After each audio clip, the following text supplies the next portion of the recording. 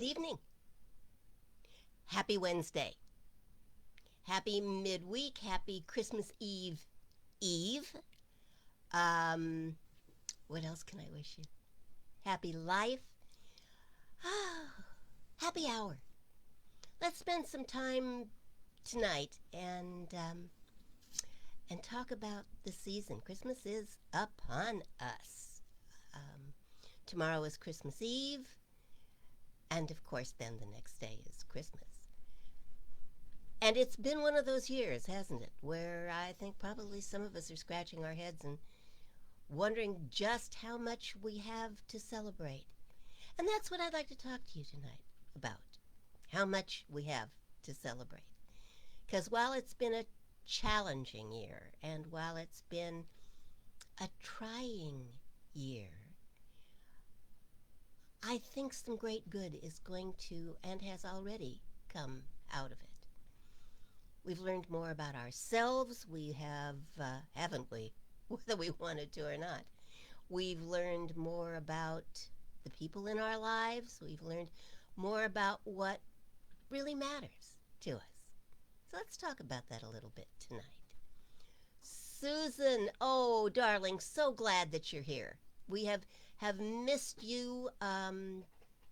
You are conspicuous by your absence, and I'm very, very glad and grateful that you are with us tonight. And Heidi, greetings, darling. Happy Merry Wednesday, lady. What a great way to put it. Happy Merry Wednesday. I like that. It seems particularly appropriate this week, but I think I like that greeting all the time. Happy Merry Wednesday. Let's be merry. Because the alternative sucks, doesn't it? Let's be merry. Let's be glad we're together. Let's be cognizant of the spirit that binds us all together. Let's be happy. Let's choose joy. Happy Merry Wednesday. Oh, I really like that, Lainey. Thank you so much for that. And Susan's with us tonight. I am thrilled. Yes, Heidi, you are just an amazing woman. You never fail to delight me. That's been going on for some time now, so that's a good thing, I think. Tucker, hi, darling.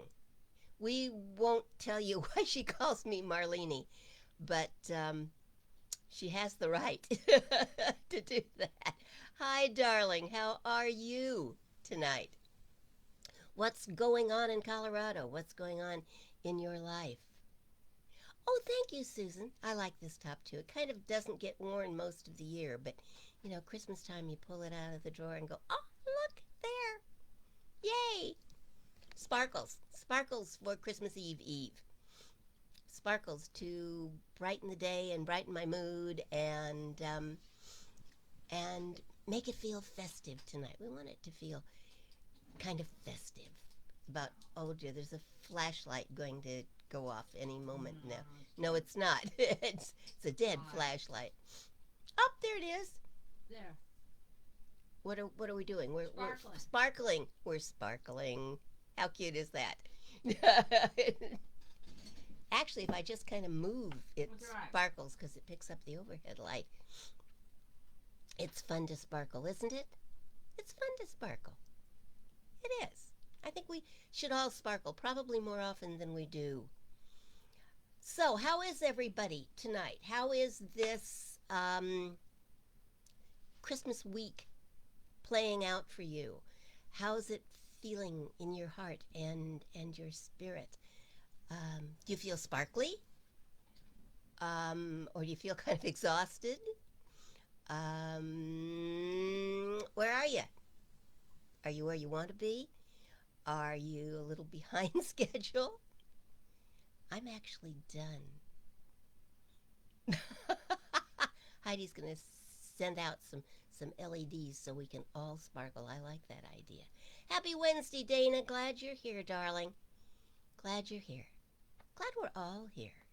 You all you make up my spiritual family, and I love being with you. It just feels complete when we're all together. So I am thrilled. Colorado's cold, Tucker says. It's cold. Christmas Eve service online. That's a nice idea. I like that. Yeah, I think everybody's ready to call 2020 DOA. It's it's been a challenging year. So, here's my question for you. What blessings have you pulled out of this year? What probably wouldn't have happened if the year hadn't been in your life, in your mind, in your spirit, in your soul? What probably would not have happened without this year being the year that it was? Have you thought about the lessons it had to teach you? Well, I'm sure you have. But have you thought in terms of blessings about the lessons? Have you struggled to get the gift out of this year? You all know if you've been hanging around me any length of time, I'm really big into everything's got a gift in it, and you just have to insist on the gift. You have to hold out for it, as it were. Oh, Laney, what a great way to spend Christmas week. Going to the dentist to get crown work done. Started. You are a big, brave girl. You are. Isn't that funny? I think that's one of the things most of us never really outgrow. It's like, do I really have to go to the dentist? What are they going to do? Oh. And I love you, Tucker. Thank you, darling. Blessings are countless, so let's think about them. Susan says more patience, more gratitude for life. Yeah. Yeah, that we're here is a big deal. It's a big deal. And we're going to keep being here, aren't we? We're going to keep being here. Because we've got work to do. We've got a planet to heal. We've got people to love.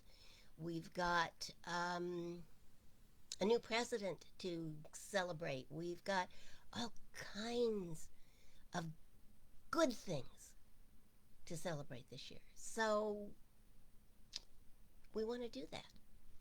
So we got to stick around. More patience. I like that, Susan.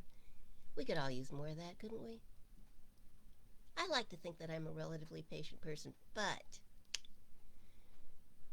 put me in a long line with loud noises around me for any length of time, I get really impatient very quickly. I don't do noises really, really well. Tell us about your Christmas Eve service, Tucker. What are you going to do? What are you going to do? I'd like to hear more about it. I was looking through some Christmas Eve service notes the other day, and was kind of missing doing that. Being with everybody and lighting the candles. And we did do a candle lighting thing on Sunday. And I'm going to pull off a burning bowl next Sunday. But I miss the old-fashioned candle lighting. I miss being with everybody and watching the candlelight grow and feeling like we are all in the light together.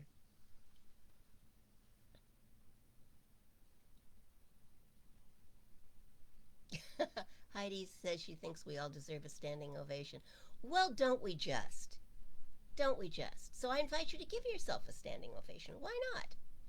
Why not? You made it through this year that is historic. Historic. Maybe not in a great way, but historic nonetheless. And we have made it through. We are here. There's 1 week left of this year and some odd days. What are you going to do with the time that's left? And I think we could complain about how bad the year has been, which we're entitled to. Feel free to complain about how the year has been. Or we could use the time more productively and count the blessings. I mean, we may have to dig a little deeper to find them, but count the blessings that this year has brought. What have we learned about ourselves and about our world and about our community and about our family in this historic year? Yeah, Heidi, me too. Ah. All right, everybody. If you want a Christmas Eve candle lighting service, I think you should join Tucker tomorrow night.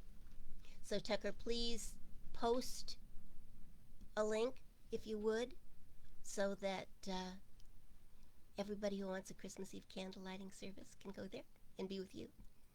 I'd love that. She's going to talk about laughter and love and music. I assume that's actually talk, music, laughter, and love. And Tucker's wonderful. So I invite you to join her. Please, Tucker, let them know where they can go, what they can click on tomorrow evening to be part of that, to join you on Christmas Eve. I think that would be wonderful.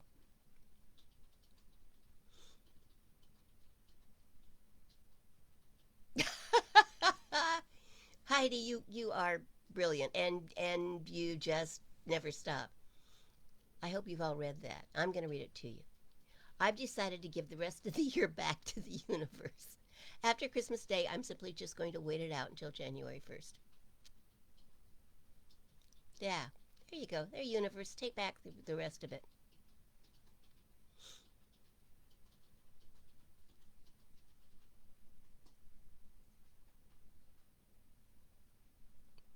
Oh, I love that, Tucker. Okay, there's what you're looking for. The Oasis Center for Spiritual Living, and it's a live link, so you can just come back here and click on that. What time, Tucker? And is there a time difference? What do we need to know in California?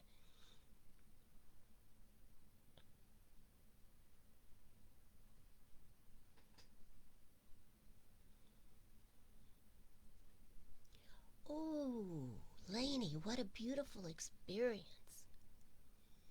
I mean, it makes me feel like I was there. Thank you. Lainey says the other night when I went out to look for the big star, you know that star?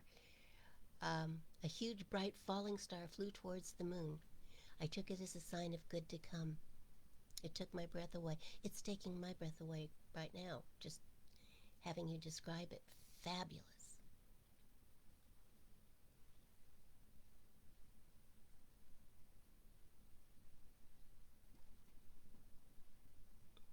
And Susan's going to rejoice in what is good and what blessings she really does have. Yes, yes, yes. If we leave this year complaining about how this year has been, and like I said, you've got every right, but if we drag that with us into the new year, we're going to drag that with us into the new year. You don't want to do that. Find the blessings. Take the blessings with you into the new year. Yes, there's going to be some overflow. Of course there is. Yes, some of the numbers are still going to keep going up that we don't want to have go up. Yes, that's true. But you personally can be a space where the new year begins to evolve, where what is good from 2020 evolves into a truly great 2021. Be that place. Be the person who chooses to be blessed, to be gifted, to be empowered, to be enhanced by this year, this challenging year. Be a greater person as you leave this than you were coming into it. and take that person into 2021 so that that person can evolve and become even greater. Thank you, Tucker. Great. 5 p.m. Pacific time. Click on the Oasis Center for Spiritual Living link. I'll post it. Well, she's already posted it. It's there. I know, But you're going to post it at the again? end. Okay. Kat is going to post it again at the end so that you all know where to go for a Christmas Eve candlelighting service. Oh, I love that. Tucker, thank you so much for letting us know. I think that's just fabulous. I'm excited. I am excited.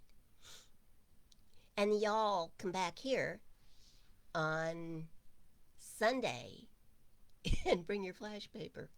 If you don't have flash paper, if you couldn't get hold of flash paper, just bring some smallish pieces of regular computer paper, lightweight paper. Um, don't use heavy paper, please. And have a receptacle that you can toss it into that is fireproof.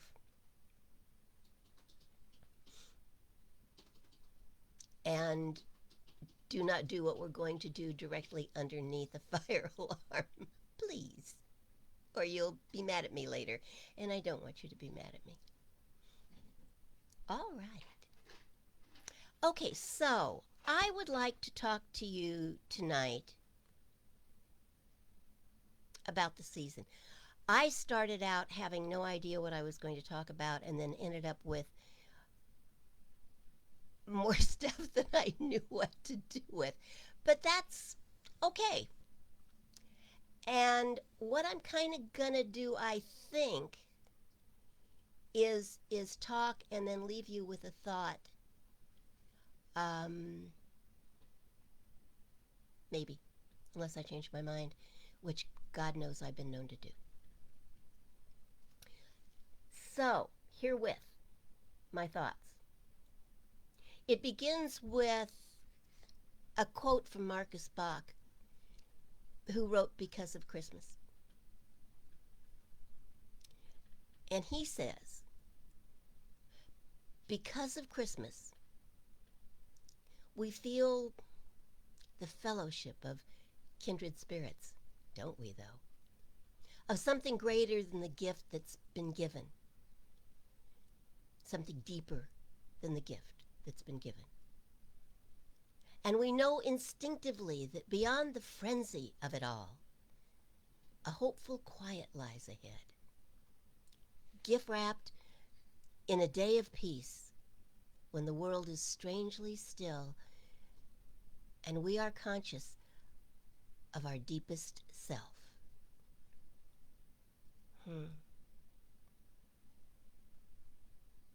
Hold on, there is about to be a loud noise because I just realized I've got my sound turned way down. So I'm going to turn it up. Put earmuffs on for a second. Okay, comes the noise. There, sorry. So, Marcus Bach says, because of Christmas we feel all of this. Something deeper than the gift that's been given. And we know that a hopeful quiet lies ahead. Oh, God, we hope that, don't we? Gift wrapped in a day of peace when the world is strangely still. And we are conscious of our deepest self.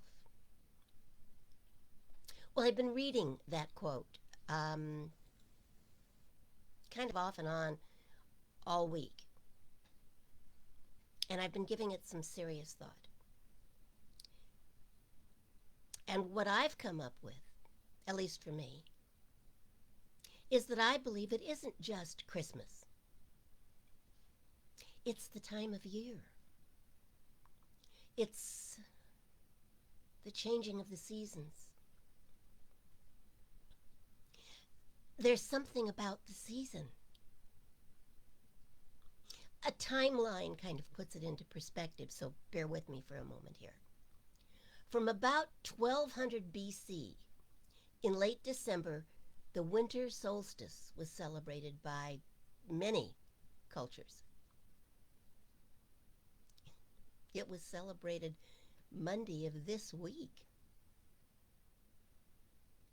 The Druids, the Persians, worshipped Mithra, the god of light, this time of year. The Vikings had the Yule. The Egyptians honored Isis. Records from 274 BC show that on December 25th, the Romans celebrated the Feast of the Invincible Sun, S-U-N, during which they gave gifts and adorned their houses with evergreens. Remind you of anything? Not until 335 AD did Pope Julius celebrate Christmas on December 25th. And St. Nicholas was not far behind. He was a bishop in Russia in 350 AD. St. Nicholas is, well, as old as the Christmas story, nearly. In 550 AD, Pope Gregory asked Archbishop Augustine in England to convert pagan customs to Christmas, which they did, which is why everything now focuses on Christmas. But about those customs. Christmas stockings by the fireplace, 350 AD. The creche, St. Francis, 1224. Carols moved from France to England about the year 1300. The first turkey was imported to England in 1542. Plum pudding showed up in 1700. Clement Moore's Visit from St. Nicholas was written in 1824.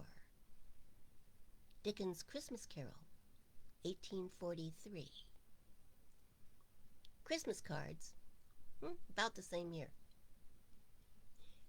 And 100 years later, Bing Crosby sang White Christmas.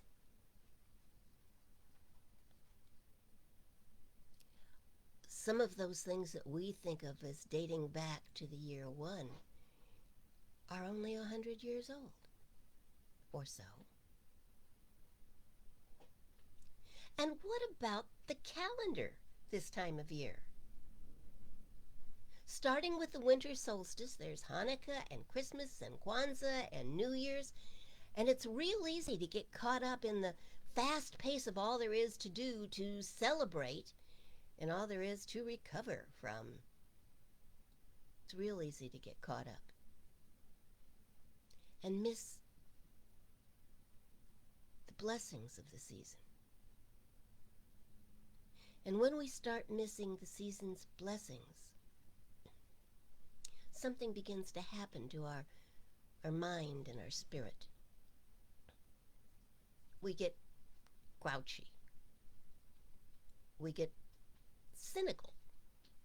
We start sounding like the Grinch or Scrooge or one of those other antagonists of the season.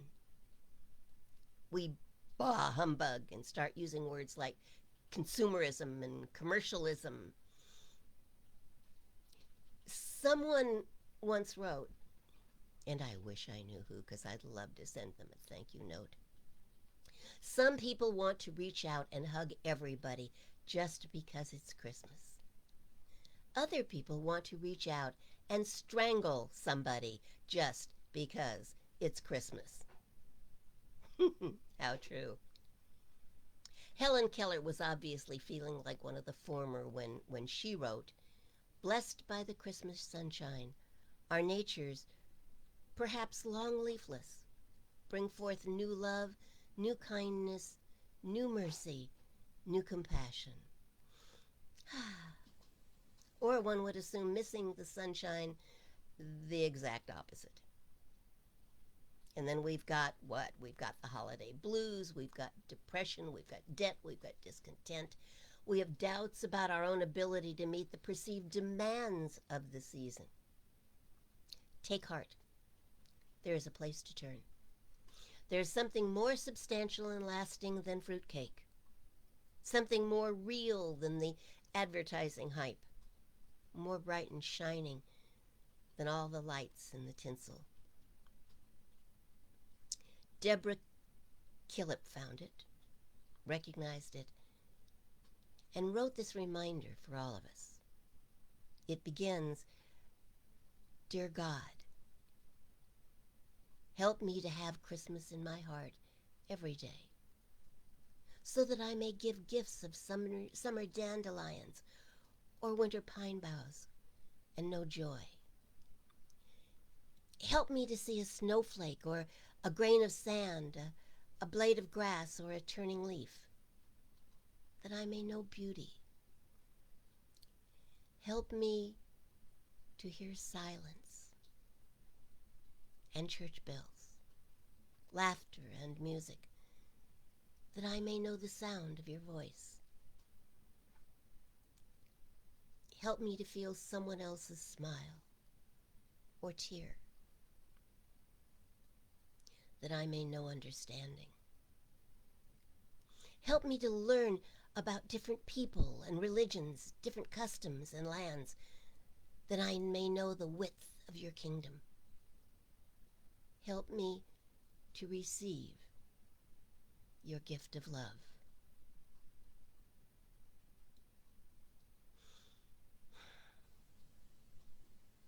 Friends, it's not just about one day over 2,000 years ago.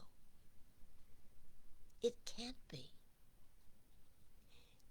The celebration of it predates that. And it's not about December 25th because, well, frankly, that's a made-up date.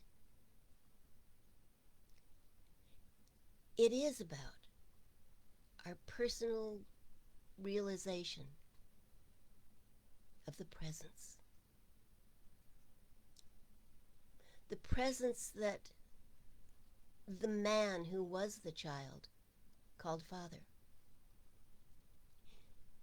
It's about our realization that the season's blessing is a lifetime gift.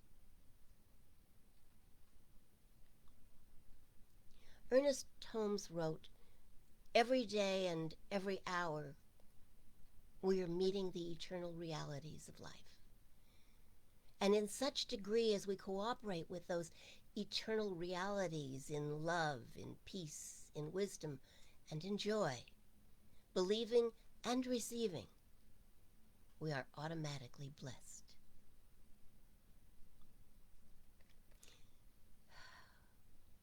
We really must bring our minds to a realization of the magic of the season. Because seeing the magic, we become the Magi. Oh, certainly sing the songs. They bring joy. Enjoy the decorations. They lighten our hearts.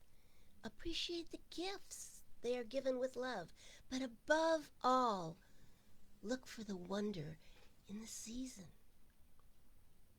The season is so filled with wonder, with possibility. Why think little?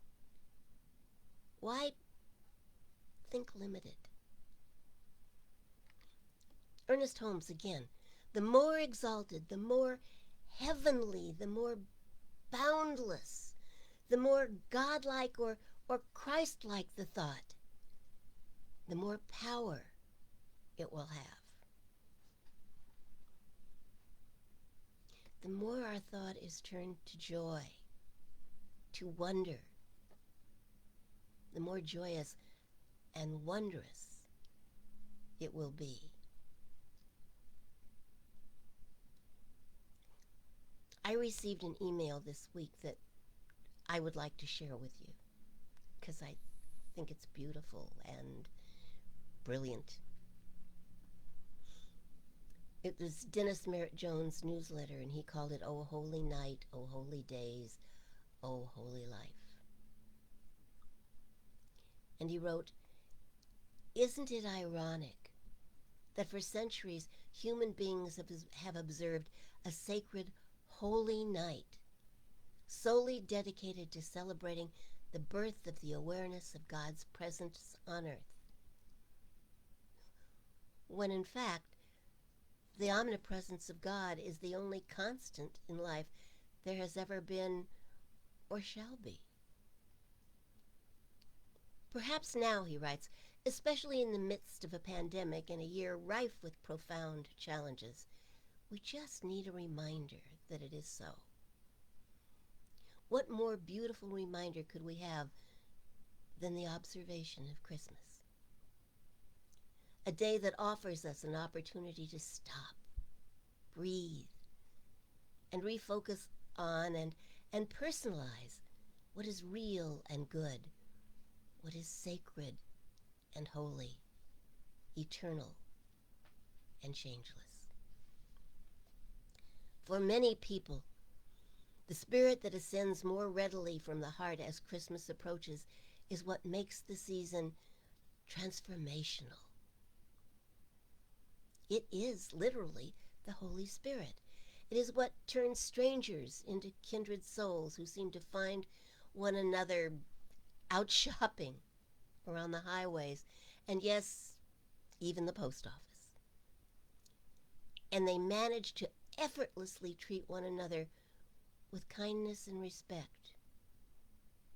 During those few days, kids seem to play better together, and neighbors are more friendly as well. Even in our own homes, we tend to find more cooperation and harmony than most other times of the year. There is something magical about Christmas that seems to bring out the best in most of us. The quintessential question has to be, what is this something that brings out the best in us? What is it that calls us to the higher holy ground of our humanity during the Christmas season? And the answer is clearly love. During the Christmas season, love seems to live closer to the surface of our lives. Don't you love that? Love seems more accessible at this time of year, and it's easier to give and receive when we are open to the experience.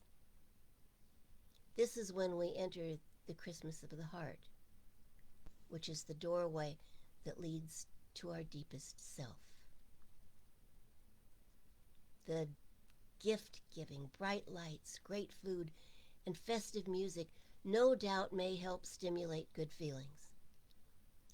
But it is the profound love that ascends from that holy, quiet place within our deepest self that brings out the best in us.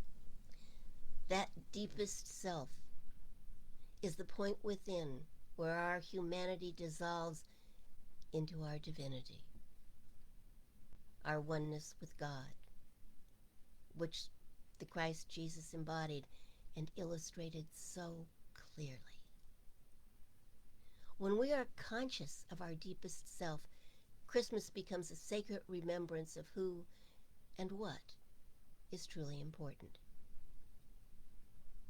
As a result, we treat ourselves and others with more reverence, respect, and compassion, and with a generosity of spirit that makes life rich far beyond any material gifts given. This is when we rise above the ego self. It's when selflessness replaces selfishness, when we becomes more important than me, and the day brings with it a stillness and an inner peace that goes beyond all human understanding. We are mindful it is also a call to self-inquiry, to examine that part of our mind that can go a bit unconscious, forgetting the importance of observing the holiness and deeper meaning of the day. In his well-known Christmas letter, Dr. Ernest Holmes states, "Christmas is for remembrance. The love manifesting through our gifts to each other typifies the offering of life, the givingness of spirit to its creation. The hands of the eternal are outstretched through our hands, and the heart of the infinite beats in the human breast. But the giver must give of himself, for the gift without the giver is bare. It is not then in lavish gifts that we find true giving, but in the sweet simplicity of remembrance, in the kindly thought, the tolerant mind, and the gentle act. Love alone can give love. Sympathy alone can sympathize. And only goodness can really do or be good.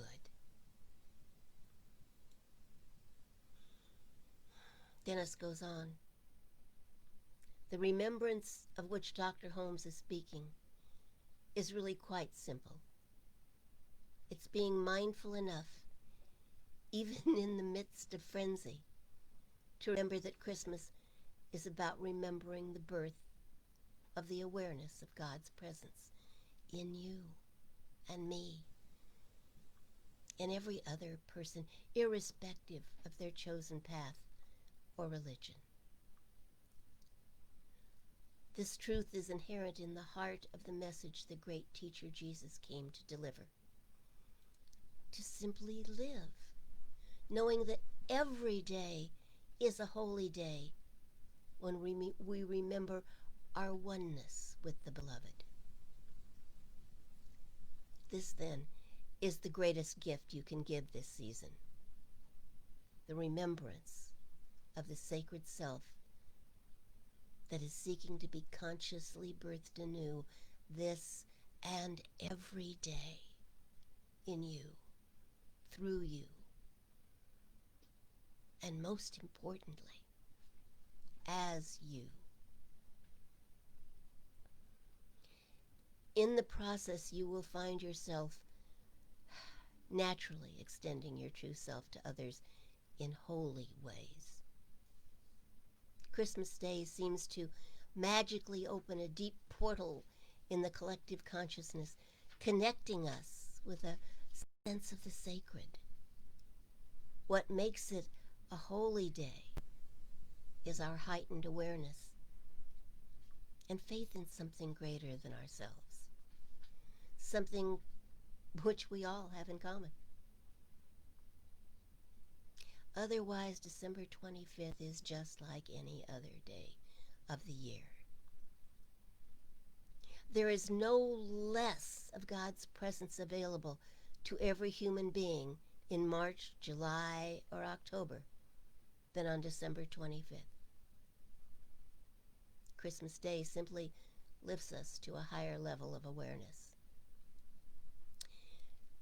It is an invitation to remember God's presence, to mindfully and intentionally put life on pause, focus on and personalize our oneness with the beloved by honoring the birth of the awareness of the Christ presence in humankind.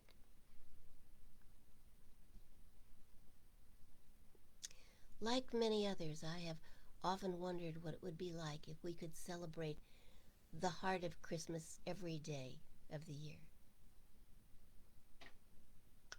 Would we become jaded? Would it lose its specialness? Or would it transform us all for good? Can you imagine your life, your home, your workplace, and your world with that much love, kindness, generosity, forgiveness, peace, and joy? 365 days of the year. Can you imagine that? several millennia ago, someone did. They imagined those possibilities. Dennis says, I close with another quote from Marcus Bach from the book Because of Christmas, written by one of my mentors. And he does. Someday, Bach wrote, a special genius will come along with a plan, a system, and a technique for extending the supernormal magic of the day into weeks and months, and eventually into a year, bridging the gap from Christmas to Christmas, until we say, why didn't someone think of this a long time ago? The truth is, someone did. But apparently he made it too simple. From the humble setting of a manger, he merely asked us to remember that God is real and life is good. Indeed, everything is holy now. And so every other day of the year, we simply have to remember. He signs off with peace. Dennis Merritt Jones.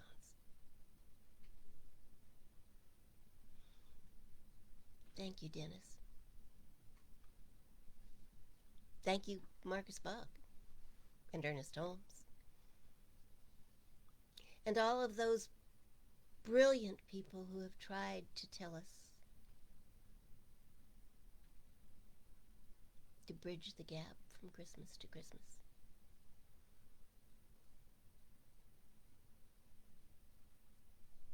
The child whose birth we celebrate tomorrow night, though we may know in many ways that that isn't actually the eve of his birth.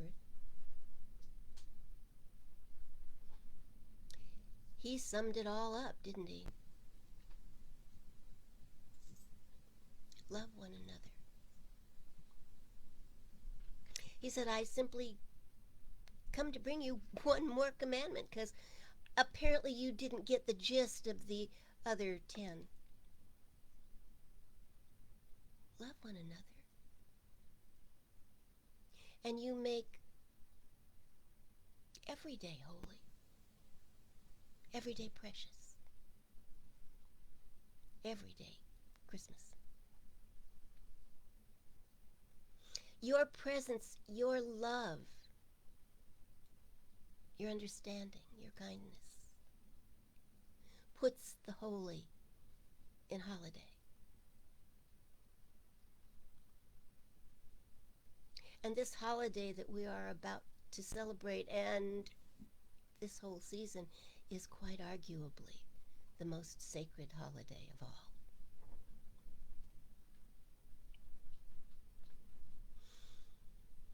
What's in it for you? Not that I think any of you would ask that question. But let me tell you, what's in it for you is more love than you can imagine. Understanding that passes human understanding. Peace that passes that as well. And joy beyond your wildest imaginings. It's not the day, except if we claim that it is.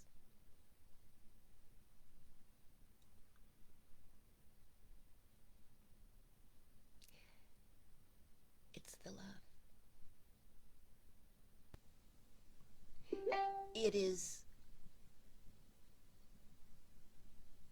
what you make it.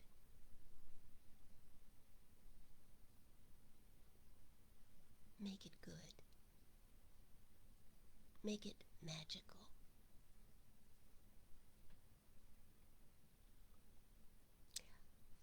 we'd like to sign off tonight